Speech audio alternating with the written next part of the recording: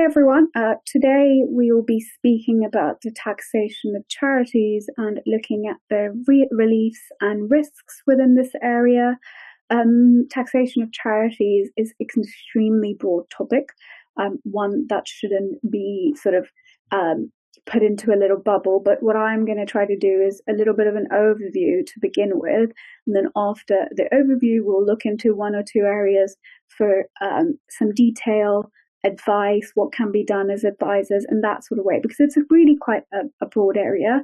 Just a brief introduction to myself. I'm Shanzeh Shah and a barrister at All Square Tax Chambers, where actually a lot of my practice does revolve around charity taxation, and I am also a co-author on a upcoming updated publication of the taxation of charities with James Kessler. So this is an area I look at a lot, and it's quite a niche area of tax because charity taxation, as you can see, is not one that's that broad. But over the next hour in this presentation, I want to give you sort of a practical and technical tour of how charities are taxed, and just as important, where does it go wrong?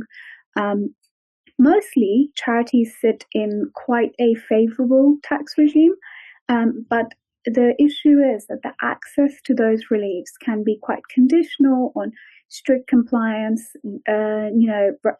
good records, very key. I'll explore that later, and also sound governance. So, my theme throughout this presentation is going to be pairing reliefs and risks, looking at the two sides of the same coin.